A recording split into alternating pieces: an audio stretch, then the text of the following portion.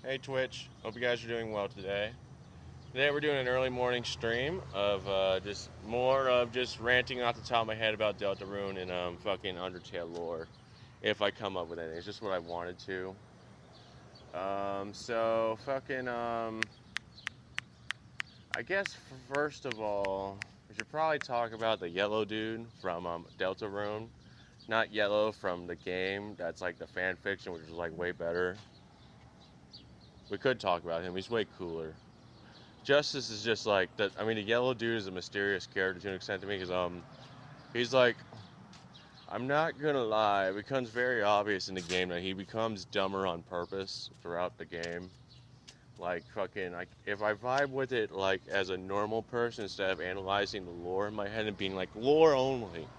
Don't be mean to Twitter. Being mean to Twitter says I just wanted to make cops look bad. What if I'm not mean to Twitter? Well, it starts with him just wanting to be nice to children, really. He's just like, he's trying to be cute to a child because he kind of likes and doesn't want to shoot in the face. That's really just where a lot of it starts. It also becomes interesting in my head when I vibe with the fact that Yellow has his own sense of justice. It's like probably a lot better than like what most people's idea of justice is. In this world, it's a very pure idea of justice from like, it's like, he's like very black and white with it. To a major extent. There's probably a few exceptions, especially with the fact his dark world's a bit dangerous to itself. But literally, he's like, he kind of vibes with the fact he has like a right to live in his head to me. So it's like, even though he's from the dark world, it's like I have a right to live. I'm based. I'm not a murderer. I'm based. It's just stuff like that. And now I'm bored immediately because I want to talk about the yellow fanfiction dude because he's like way cooler to me. Because I just remember that dude, and I realized Undertale Yellow fanfiction game was way cooler. He's a way more interesting character. So now we're doing Undertale Yellow. So Undertale Yellow character was a very interesting dude, because he's basically the first, the prequel. So he's definitely a bit more violent, but also a bit more invested in the world. He actually forms like better relationships, but part is because they actually try to keep putting the characters back in the story, while every other character kind of just falls to the wayside. Which my lore vibe is saying is Frisk fault because he's just like, he's in the board game, as I said in the last video, trying to explore all the characters. But Yellow's a bit more genuine in that story because first of all, that fan fiction doesn't vibe with the vibe I do with Kris, where like Kris is like fucking making a board game of everyone in the fucking town to fucking figure them out and shit, like simulating them really hard to try to figure out what their personalities really are and stuff. Yellow is supposed to be saying like if the Undertale was real. So Undertale Yellow is in the Undertale is real society, and isn't a fucking art roleplay Kris made because he's bored and wants to figure out everyone in his town. Fucking so Undertale Yellow is interesting because first of all, it's like he isn't trying to leave as hard to me. Really, he explores a bit too hard. It's pretty obvious because he ends up in eccentric spots, which I know some of you are like, the game was just trying to be original. I will still criticize him to make the story more interesting. Because basically, since he explores the world hard enough, it becomes obvious he's trying just to move. He's literally at the point by like the time he goes to that town, he's like, I am so bored of the human world. I'm gonna go fucking move into the monster world. He wants to live in the monster world. So that's why he goes and vibes in there. And I'm gonna say the corrupt path isn't really canon. I'm gonna say Undertale Yellow's genocide path is obviously not canon. It's the good guy path for the most part. He does like probably a minor bit of corruption, killing some things along the way, but mainly in self-defense. He would be cool with all the characters that actually talked and weren't dicks, like the fucking bird, like the girl that's like, it looks like a white mage, and that fucking blue wing dude. Very base characters. Those are great characters. Anyway, so vibing with that, he's like trying just to move into there. And it's kind of working out, kind of not. They obviously rebel against him at the end, because, not gonna lie, I just vibe with it in my head. I keep thinking they hate cops. They just hate that he was like a cop to them. Fucking, anything else off the top of my head? I don't think the bird dude was as virtuous as he seems. I think he was a serial killer. I don't think he was as base as they wanted him to be. He's definitely like the evil guy in the book. The white mage girl is cool. She's just like really based. She's really nice. There's barely any problems there. Is there a problem with her brain? I'm sensing there's a problem. Oh no, my brain keeps calling her a pedophile. I think she wanted to fuck Yellow. That's like her one flaw. I think she wanted to fuck Yellow. Yeah, that was her flaw. She was a pedophile. I'm just gonna call that out. Unless Yellow's an adult. Undertale Yellow creators, tell me if Yellow was an adult or not. He was really short like Frisk.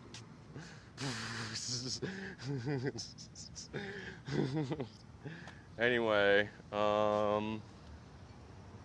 let's see. Anything else with that vibe? We could do the chemical warfare argument. Chemical warfare arguments are for Yellow from Deltarune. He, as I said, he wants to make Yellow die and stuff.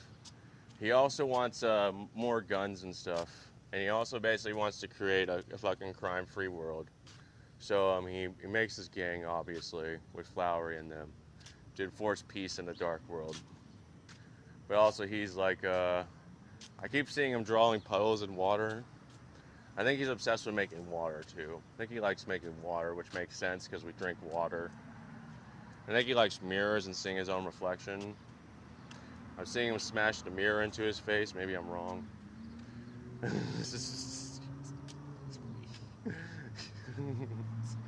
Alright, Undertale Yellow guy. If we did chemical warfare with him, he just wants all the cowboy stuff. Literally, he's just big cowboy man. He probably wants technology to an extent, but he vibes with like being like Wild West level technology. He at best wants a TV. Otherwise, he wants stuff like the wacky tobacco, the marijuanas. He wants guns, and he wants leather for his clothes and stuff. He wants to wear leather the most. That's like his main thing, besides like fucking making drugs and guns. He wants to make he wants leather clothing the most, because it's armor to him. He also thinks it's really comfortable. He just likes leather pants. Yeah. Alright, I guess we'll move back on to canon stuff. What's Rousey's goal? Rousey's goal is, I'm not gonna lie, she wants a fucking, I'm seeing Winter Wonderland in my eyes. I'm thinking she wants Winter Wonderland. But she also wants to be a real wizard, to where, like, she would do a hardcore leveling gamer move, and fucking design the world around her to where she has, like, a perfect chemistry kit, so she can always do a spell when she's bored.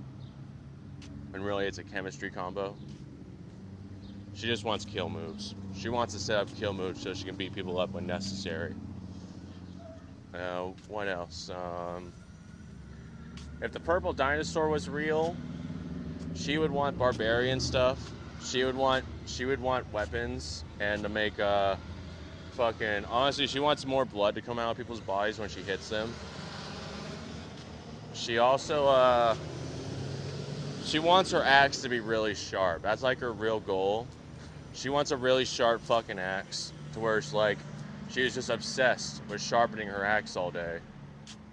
And also she shreds the guitar. I'm seeing her, she shreds the guitar. She likes playing guitar.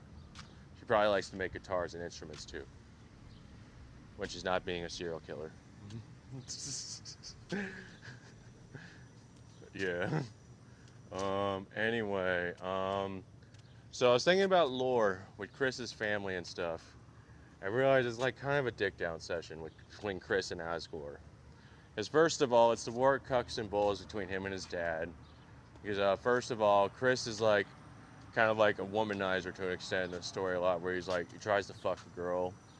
Like the first girl in the story is surprisingly Toriel, even though in the story he's like only like 15 or some shit, or 12 or some shit. He tries to fuck Toriel. Asgore cucks him and steals the girl. Comes her husband for like a week and they break up because he sucks. Still won't date Kris. Happens again with Noelle. That's basically what spawns the serial killer game board, where he decides to fucking stalk everyone to figure out why fucking everyone's obsessed with taking him down, not letting him get women, and why he has to figure out how to kill everyone because they keep stealing his women. He basically roleplays an Undertale and Deltarune's Dark Worlds to figure everyone out, so he can figure out if he should kill them or not. Yep. Anyway. Let's see. What else? I'm thinking,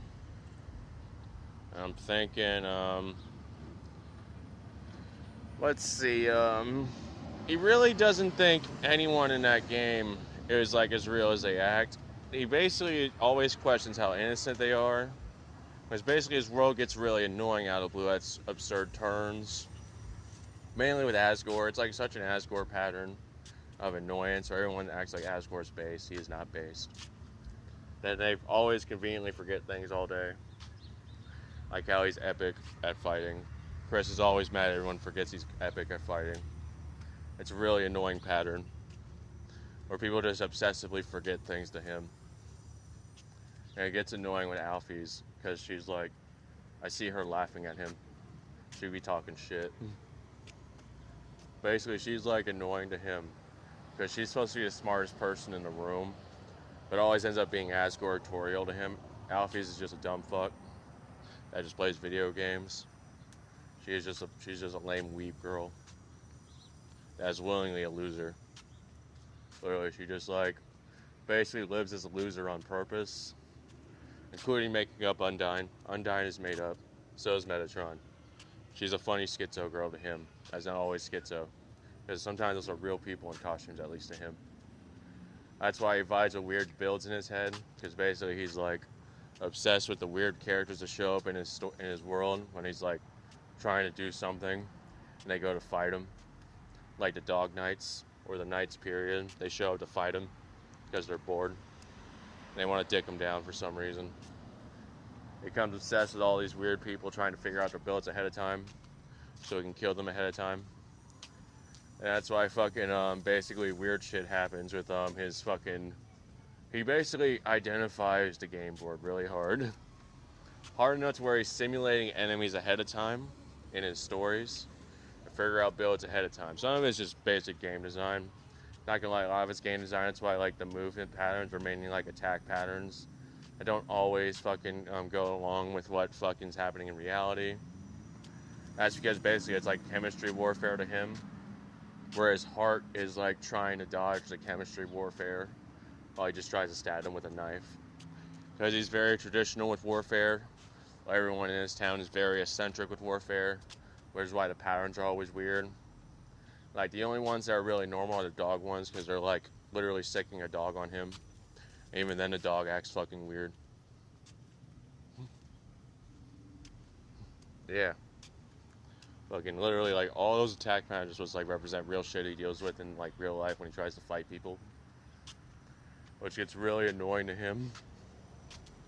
Because fucking at the end of it, he always like, I wish I had friends. He does not ever have friends. Kris's friends in the light world are made up. He does not ever have allies. He has best has people he's trying to date, and he always fails. Because fucking Noelle's a bitch, Toriel's a bitch, everyone's a bitch. Pizza guy's a dick. The funny pizza guy with the funny faces is like, literally in lore. The reason why we focus on the meme characters of stuff like that fat cat girl, the fucking preppy girl snake thing, and the pizza guy with all the funny faces, because they're like the real closest things to a friend group we ever had. Well, they're like, that's why they're like the NPCs we focus on the most. They're like, besides Sans. Sans is not made up. He's like a weird dude. Anyway, but before we go to Sans, we're gonna focus. Actually, do I need to mention any more about the friends? Yeah, Pizza Guy's a dick. He cucks Kris too. Like, it's like funny in my head when I analyze lore. It's like the fucking that gay character that shows up at chapter 5 when fucking he quits his job. Was like a guy Kris wanted to date, and then Pizza Guy like ruins that shit first by like dating him first actually, and then they swear off Kris together. It's basically a big swear off session where basically after that, that's when Kris becomes the most suspicious of his town, and he starts wondering what the fuck is going on, because he's more and more obsessed with the game board, to where basically he starts being like an abusive moderator to me, because he's always mad that he's basically like, he's like a lot of restraint to an extent, because he's always slamming a knife down like a gavel in my head, where he's like, he knows he's like the best serial killer in town, and like he's just wondering if he should kill everyone all day. But that's just his goal in his head. He's trying to figure out who to kill all day.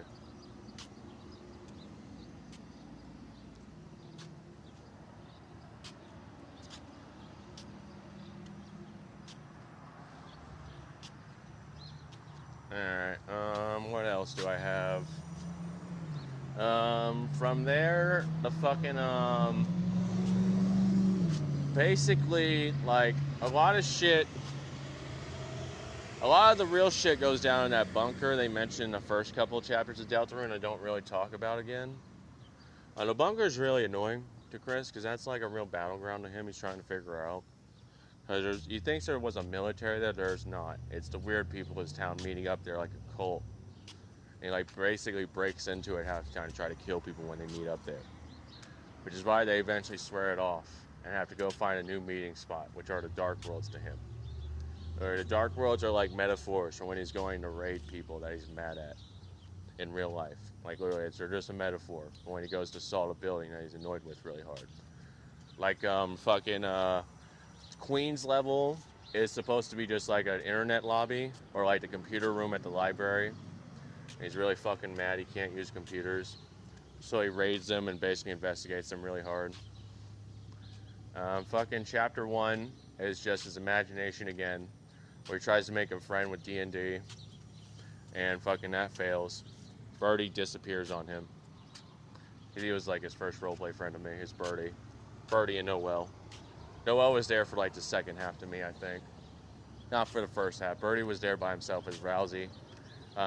Noel takes up the purple dinosaur spot in that game, at least. In chapter 3, TV Land is literally him just it's him abusing his own family in the TV Land episode. He wants to fucking know why they're abusive. So basically he beats up fucking Asgore and his wife Toriel.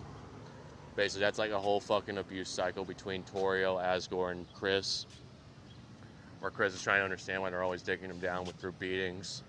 Never gets a clear answer. They're just scared of him at the end of that, at least. Which barely satisfies him. Chapter 4, I'm trying to remember what the fuck that level was. Fuck, I forgot chapter 4. Chapter 5, anyway, though, is when Kris gets bored. And he tries to go visit Japan. But everything goes wrong. Because everyone he knows is cooler than him there. Like, especially Asgore, he's like mad that everyone likes Asgore more than him in that country when no one's supposed to be in Japan enough to where Asgore's cooler than him. Like, literally, they were all supposed to show up as strangers. And Asgore is just really buddy-buddy with everyone in Japan. It's really fucking annoying him. To where he then beats up Japan to figure out why everyone likes Asgore. He does not figure it out again, besides for the fact Asgore was selling a t-shirt. Which is the t-shirt he wears. And, there's like a clip, Salty DK. The shirt Asgore wears that he's selling in Japan is like this fucking t-shirt that Salty DK Dan shows a clip of in his edited playthrough of chapter 5, right? Yeah. So he's like selling that t-shirt and he has like a clothes shop there for some reason. Kris is just like, he's really fucking annoyed Asgore has a clothes shop in Japan. That's a big reason why he does that. Is like part of it's like he's wondering why they're not fucking rich in America or whatever when they're rich, when they're basically everyone loves them in Japan. Asgore refuses to admit to anything, so they just fight again. And fucking from there, it just gets a goofy adventure where all the colored characters were Japanese friends that he could have made, but instead were kind of enemies that he befriends illegally through a combination of being Frisk and Chara, where he fucks and kills them all. Literally, like most of them are dead or at least took beatings. I think only Purple lived, and a yellow one, because he at least had a good morality. Everyone else died. He dated all of them, though, a bit soft. He dated Yellow the most. Yeah, he was gay that episode. Anyway. And